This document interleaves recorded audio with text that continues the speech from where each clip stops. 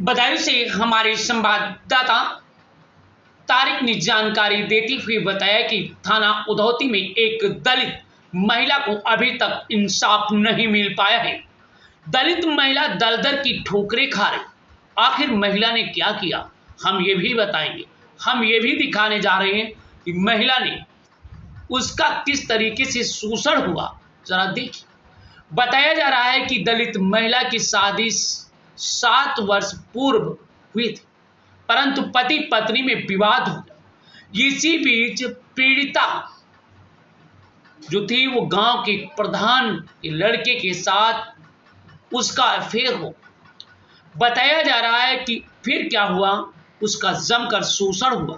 पीड़िता ने थाने से लेकर जिले के आला अधिकारियों को प्रार्थना पत्र दिया, परंतु कोई कार्रवाई नहीं। आइए चलते हैं मुस्ताद के। आपके साथ क्या घटना हुई है और आप कहां से हैं, और जो आप आज बरेली एक तहरीर लेकर आई हैं, उस तहरीर का क्या मकसद है, क्यों आई है तहरीर? सर, मैं इसीलिए आई हूँ कि मेरे गांव का लड़का जितेंद्र, उसके पिता का नाम है संतोष कुमार, रेखा उसकी माता का नाम, ये प्रधान का लड़का है जीतू उर्फ जितेंद्र। तो इसने हमारे घर से आना जाना था, इसका मेल प्रेम था, हमारे घर से संबंध थे, घर से ये आना जाना लगा रहता। मेरे ससुराल से विवाद चल रहा था, मैं मैके में रह रही थी अपनी बेटी के साथ। तो इसने कहा हमारे घर आके कि तुम जमीन ले लो, तुम्हारे लिए भविष्य के लिए अच्छा रहेगा। हमदर्दी दिखाई इसने, काफी दिन से यही चीज बोल रहा था हमारे घर आके लगातार। फिर हम विश्वास तो था इस पे, हमने सोचा ये लोग ऐसा नहीं करेंगे मेल प्रेम में, तो हमने इनकी बात मान ली। हम तैयार हो गए जमीन लेने के लिए। हमने पैसे का इंतजाम भी किया, कुछ पैसा हमारे पास भी था और पैसा किया इधर उधर से। तो ये जमीन के लिए ले गया। मेरे घर पर कोई रहता नहीं है, मेरी माँ रहती है। तो हमने कहा मम्मी को ले जाएंगे साथ, तो कह रहा मम्मी को ले जाके क्या करोगी, हम अभी बैनामा करा के और फिर आ जाएंगे। ये ले गया हमारे लिए उजिहानी प्लॉट दिखाया इसने पहले कि ये जमीन है, सस्ते दामों में दिलवा दूंगा।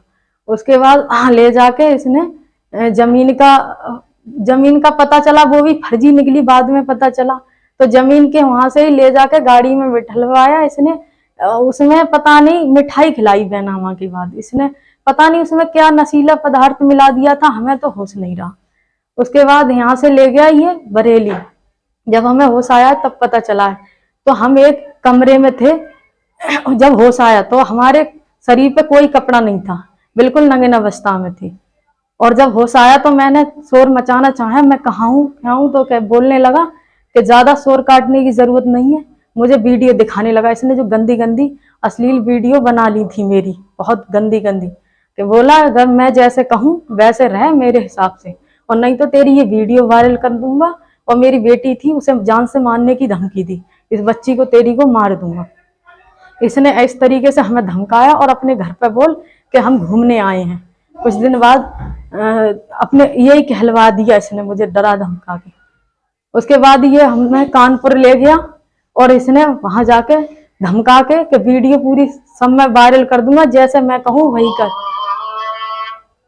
इसने शादी कर ली वहां ले जाके कि बिल्कुल नॉर्मल रूप से रहना, जैसे मैं कहूँ उस तरीके से शादी कर ली। शादी के बाद ये फोन पे बात कर रहा था किसी से कि हमने तुम्हारा काम कर दिया है, हमारे पैसे दे देना, इस तरीके से।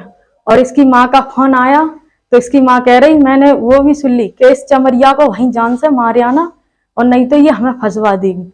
मैं ये कहती रही, मेरा शोषण करता रहा हर तरीके से, शारीरिक मानसिक रूप से डराता धमकाता रहा। मैं कुछ बोलने की कोशिश करती तो मारपीट भी करता। उसके बाद मैं इसके हाथ नहोरे जोड़ती रही, मुझे अब छोड़ दो। एक आध महीने इसने लगातार वहां इसी तरीके से मेरा शोषण किया। मैं इसे बहुत मिन्नत की, मैं किसी से कुछ नहीं बोलूंगी, मुझे छोड़ दो, मेरे घर जाने दो। तब इसने मुश्किल से मुझे घर जाने दिया और बोला कि अगर कोई कार्रवाई की तो तेरी ये गंदी वीडियो तुझे बर्बाद कर दूंगा, कहीं मुंह दिखाने लायक नहीं छोड़ूंगा। इस तरीके से इसने मुझे बर्बाद कर दिया और आज भी ये जान से मारने की धमकी दे रहे हैं और मुझ पे मेरी बहुत ही इन्होंने जिंदगी बर्बाद कर दी है।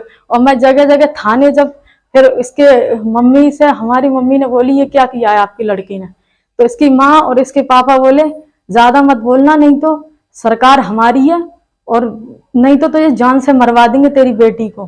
तू ज्यादा फालतू मत बोलना, हमारे खिलाफ कोई आवाज उठाने की कोशिश मत करना। इस तरीके से हमें धमकाया और फिर भी हर तरीके से शोषण करता रहा, मानसिक रूप से टॉर्चर करता रहा।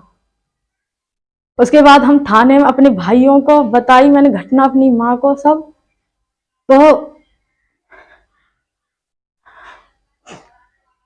ये देखो, उसके बाद में FIR दर्ज कराई, थाने वालों ने कोई एक्शन नहीं ली।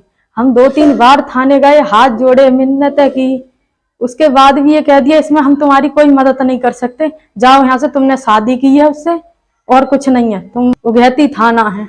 डांट फटकार के भगा दिया और इसने बहुत ही हमारी जिंदगी पूरी तबाह कर दी है।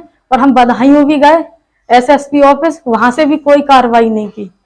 आज बरेली आए हैं और बरेली से भी हमारी अभी तक कोई कार्रवाई हुई नहीं है उन लोगों की। हमें इधर से उधर बहुत पागल बना दिया गया है और हम मरने की स्थिति पे हैं। अगर हमारे साथ इंसाफ नहीं हुआ तो हम अपनी आत्महत्या कर लेंगे थाने के सामने। इसके जिम्मेदार जीतू के घर वाले, उसके माँ बाप और SO साहब होंगे थाने के, उभैती थाने के। और CO साहब ने उससे इतनी सांठ-गांठ कर ली है, बिल्कुल भी सुनने को तैयार नहीं है वो हमारी, बिल्कुल भी कोई बात सुनने को तैयार नहीं है। रोना धोना, बोले मरो तो मर जाओ, हम कोई कार्रवाई नहीं करेंगे उस पर, इस तरीके से बोला हमसे। हम न्याय चाहते हैं इस सरकार में। अगर SC के लिए यही होता रहा इस तरीके से शोषण, तो क्या होगा आगे चल के। हम तो मरने की स्थिति पे पहुंचा दिए, उसने हमारा कुछ नहीं छोड़ा, सब बर्बाद कर दिए। हम न्याय चाहते हैं, बस यही हमारी विनती है।